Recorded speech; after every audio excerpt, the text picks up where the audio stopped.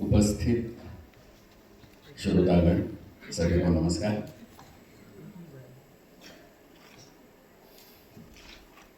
आचार्य भरत मुनि की जयंती के अवसर पर हम इकट्ठे हुए हैं और उनके विचारों की धारा उन्होंने लिखे हुए ग्रंथ के माध्यम से हम कितने दूर तक चले जा सकते हैं उसका परिणाम हम कल से देख रहे हैं। हम इस जयंती का आयोजन संस्कार भारती की ओर से इसीलिए कर रहे हैं कि दूसरा कोई नहीं कर रहा है इसीलिए नहीं, लेकिन जो हमारी विरासत है वो हमारी विरासत हमारे नए पीढ़ी तक पहुंचे, यह हमारी चाहत है। और संस्कार भारती गए 50 साल से यही कर रही है। हम कुछ खुद के कार्यक्रम नहीं करना चाहते हैं, लेकिन बच्चों को दिशा देने की बहुत ज़रूरत है, ये महसूस करके कुछ काम कर रहे हैं। आज सुबह रंजना जी ने मैसूर मंजुनाथ सर का और हमारा एक दूरदर्शन के लिए इंटरव्यू ले लिया था, तभी कुछ विचार ऐसे मन में आए थे कि हम ये क्यों कर रहे हैं। तो नई पीढ़ी को अवगत कराना तो है ही, पहले से भू अलंकरण से हमने जो शुरुआत की थी और संस्कार भारती माने भू अलंकरण इतना ही लोगों को पता चला था, लेकिन गए 40-45 सालों में इतने बदलाव आए हैं और बदलाव आने वाले भी हैं। अभी हमारे नए अध्यक्ष आए हैं और इनके कार्यकाल में नए बदलाव की शुरुआत हो रही है। तो अलग दिशा में हम जाना चाहते हैं, तो जो दिशा तय होनी है वो इसी तरह के कार्यक्रमों के माध्यम से होने वाली है। मेरा परिचय करके दिया, मैंने नाटक में काम करता हूँ, दिग्दर्शित करता हूँ। तो मैंने कोई हमारी जो राष्ट्रीय नाट्यशाला है, नेशनल स्कूल ऑफ ड्रामा, वहाँ से कोई सीखा नहीं हूँ, लेकिन दवे जैसे लोग हैं, मेहता जैसे लोग हैं, जो हमारे इर्द गिर्द लोग हैं जो कुछ बताते हैं, तो वो बताना है उनका, उनसे जो कुछ अच्छा है वो ले लेना, वैसे हम सीखे। अब at the age of 68 I can't say मैंने ये नहीं सीखा था वगैरह, मैंने सीखा हूँ, आज भी सीख रहा हूँ, आज भी मैं सीखना ही चाहता हूँ। जब मैं बताना चाहता हूँ कि भाई ये तो मैंने कहीं से वो उठाया है, ये मेरा खुद का कुछ भी नहीं है।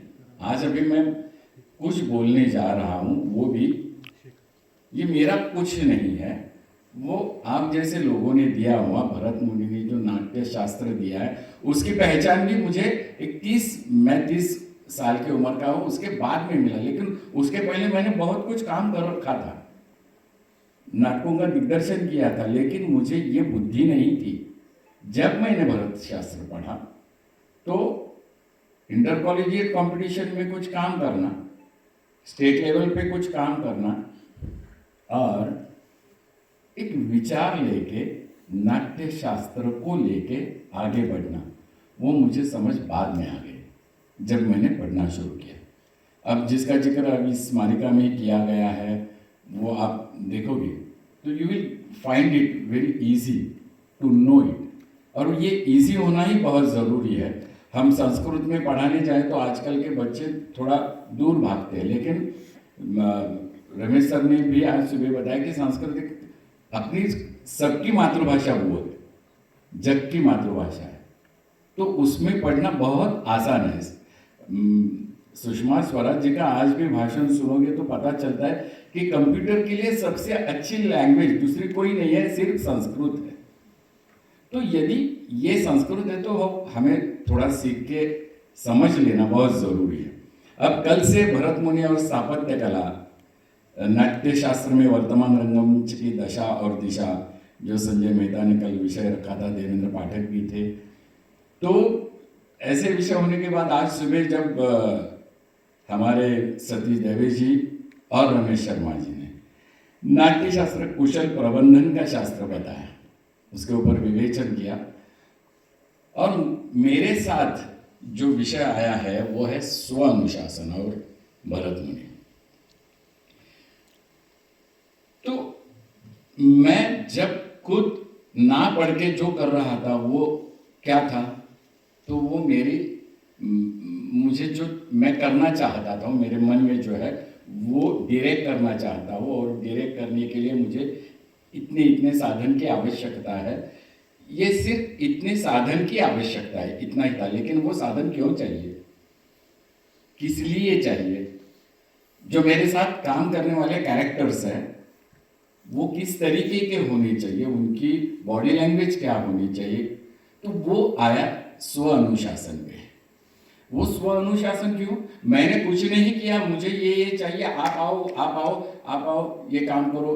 ये परफॉर्मेंस करने के लिए या ठीक से अंतरंग में जाने के लिए कुछ अलग से विचार करना चाहिए। वो विचार करने के लिए मुझे भरत शास्त्र ने सिखाया। नाटक के हर एक अंग का विचार, जैसे 8 रस है और उसमें 9वां शांत रस भी ऐड हो गया है। जैसे जिसका जिक्र देवी सर ने किया कि भरत एक नहीं था, बहुत सारे थे। और हमारे रमेश जी ने भी यही कहा था कि कालिदास भी बहुत सारे हैं। वैसे ही हमारे मराठी भाषा में संत ज्ञानदेव, संत तुकाराम, इनके अभंग है। तो उससे प्रेरित होकर बहुत सारे लोगों ने और भी कुछ लिखे, और उसमें संत तुकाराम के या संत ज्ञानदेव, नामदेव, इनके नाम पे ठोस दिए, लेकिन वो भी उन्हीं के साथ चल रहे हैं। तो बात ऐसी है कि इतने सारे भरत, इतने सारे कालिदास, इतने सारे कवि हैं, उन्होंने कुछ लिखा, उसका एक ग्रंथ बन गया, और ग्रंथ वो हमें आज मार्गदर्शित करता है। तो मेरा अनुशासन क्या होगा, स्व के लिए क्या होगा, मैं भरत शास्त्र से क्या ले रहा हूं?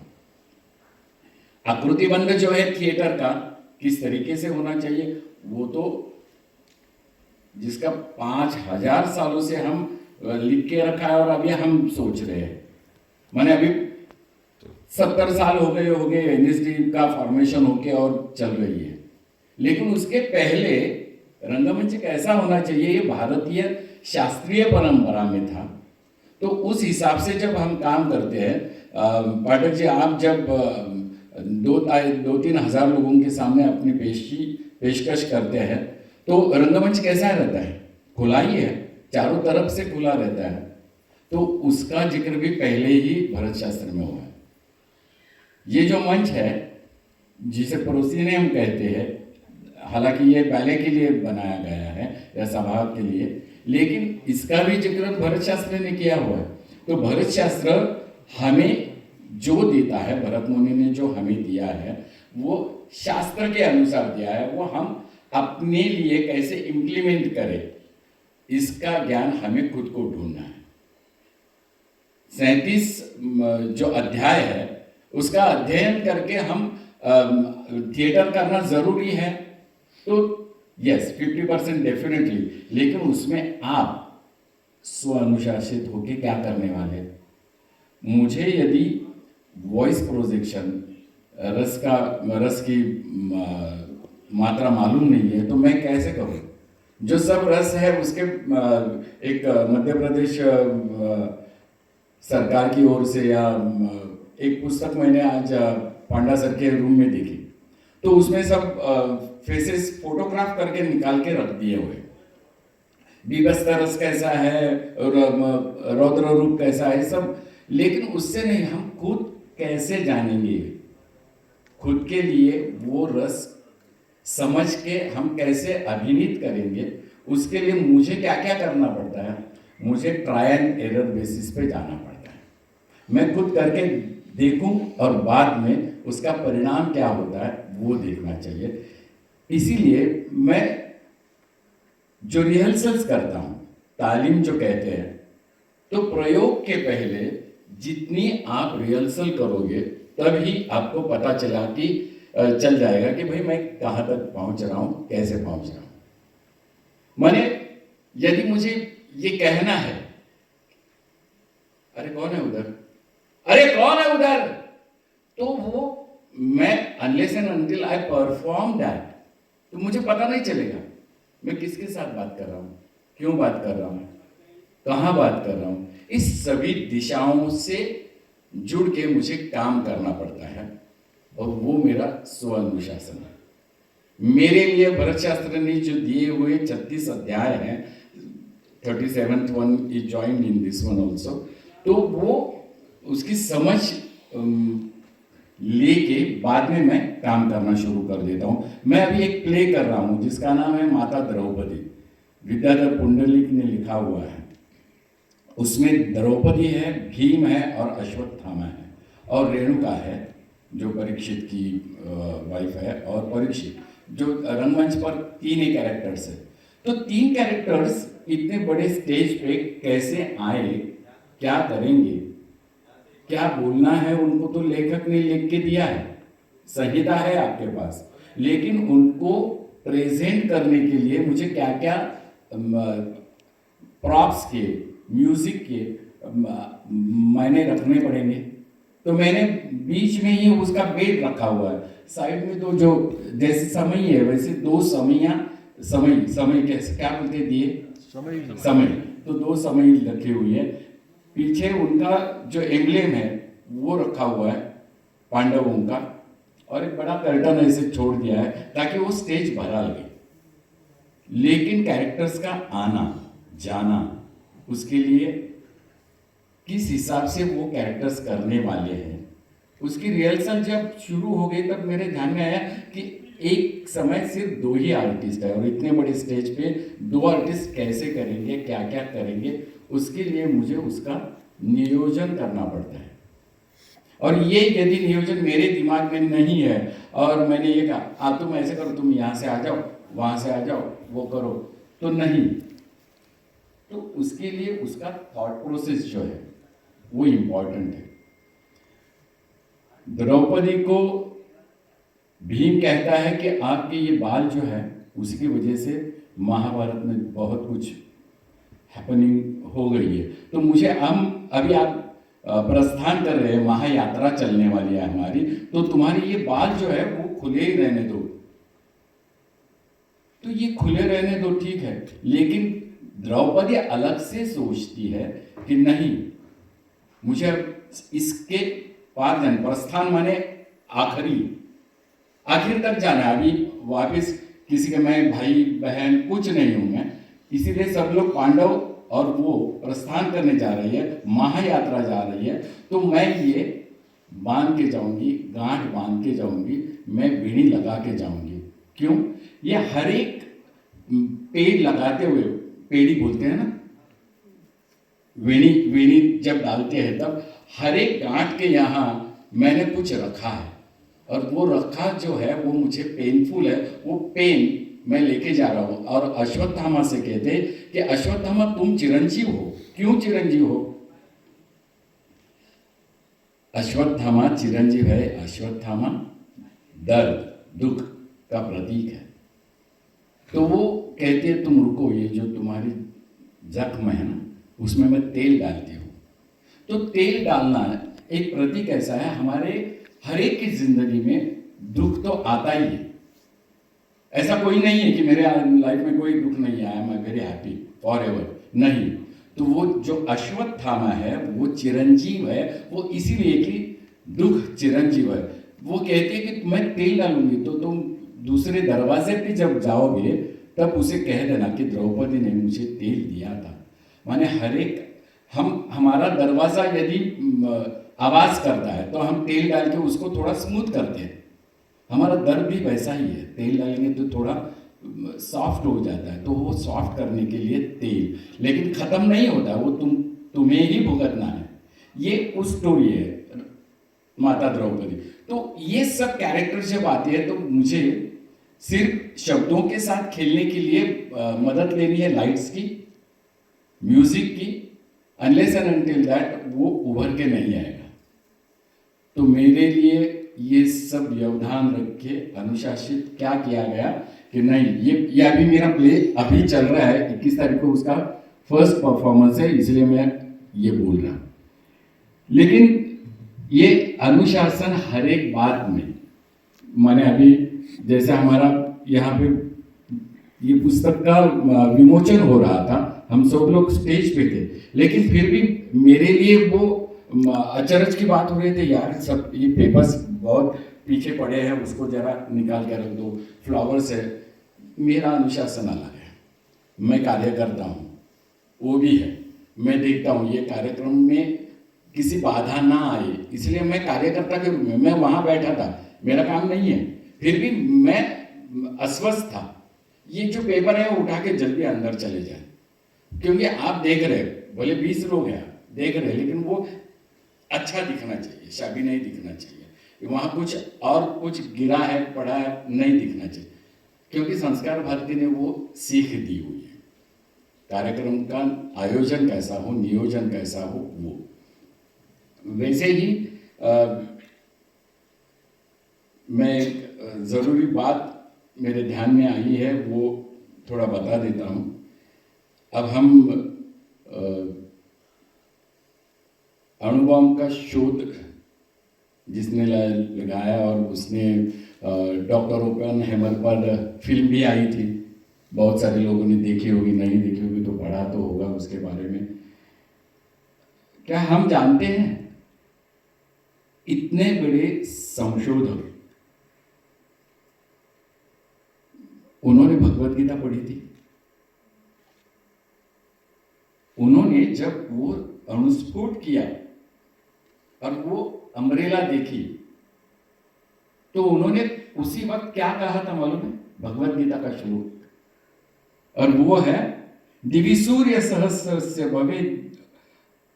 भवेत् उपद्युत्थिता यदि भा सदृशी सा स्यात् भासा सप्तस्य महात्मनः। इसका अर्थ है आकाश में 1000 सूर्यों के एक साथ उदय होने से, 1000 सूर्यों का एक साथ उदय होने से जो प्रकाश उत्पन्न हो, वो भी उस विश्वरूप परमात्मा के प्रकाश के सदृश कदाचित ही हो। इतनी ताकत उस छतरी में है, उस प्रकाश में है।